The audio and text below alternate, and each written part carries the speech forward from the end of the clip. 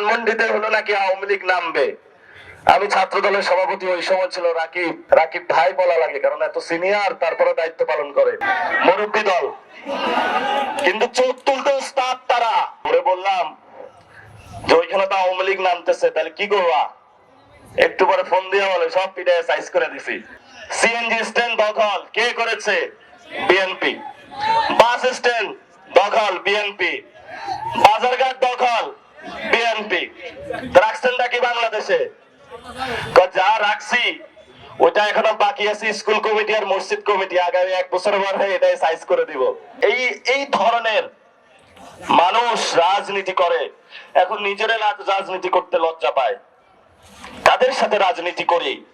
আমি এই জন্য কোন আর টক শোতে যাইতে চাই না। ডানে ঘুরে দেখে একটা, বামে ঘুরে দেখে আরেকটা। বাংলাদেশের যে কোনো ইঞ্চিতে শেখ হাসিনা নামবে, তার সাথে সাথেই ফাঁসি বাস্তবায়ন করবে বাংলাদেশের জনগণ।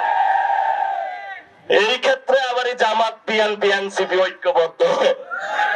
এখানে অনেক বিএনপির ভাই আছে। আমরা যখন 5 আগস্টের সময় কাজ করি, ধানমন্ডিতে হলো নাকি আওয়ামী লীগ নামবে। আমি ছাত্র দলের সভাপতি, ওই সময় ছিল রাকিব। রাকিবে আছে এখন, রাকিব ভাই বলা লাগে কারণ এত সিনিয়র, তারপরে দায়িত্ব পালন করে অনেক বয়সী, তারপরে ছাত্র দল করে।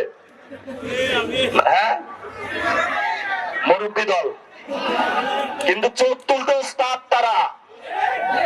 আমরা বললাম যে ওইখানে তো আওয়ামী লীগ নামতেছে, তাহলে কি করবা? একটু পরে ফোন দিয়ে বলে সব পিটায় সাইজ করে দিছি। একটু পরে খোঁজ পাইলাম ওইখানে এক মহিলা ছিল, মহিলারও মাইরা দিছে। আমি বললাম যে কোন জায়গায় মারবা, এটা তো টের পাইতে হবে। তারা আন্দোলনের ছিল, এটা অস্বীকার করার কোনো জো নাই।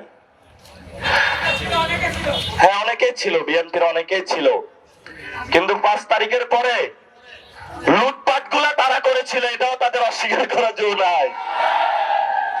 যেখানে যাই সিএনজি স্ট্যান্ড দখল কে করেছে? বিএনপি। বাস স্ট্যান্ড দখল বিএনপি। বাজারঘাট দখল বিএনপি। রাখছেনটা কি বাংলাদেশে? যা রাখছি ওটা এখনো বাকি আছে স্কুল কমিটি আর মসজিদ কমিটি, আগামী 1 বছর পরে এটাই সাইজ করে দিব। তো বলে মসজিদের কাজ কি? ওটাও খাইয়া দিতে হবে। স্কুল কমিটিতে কাজ কি?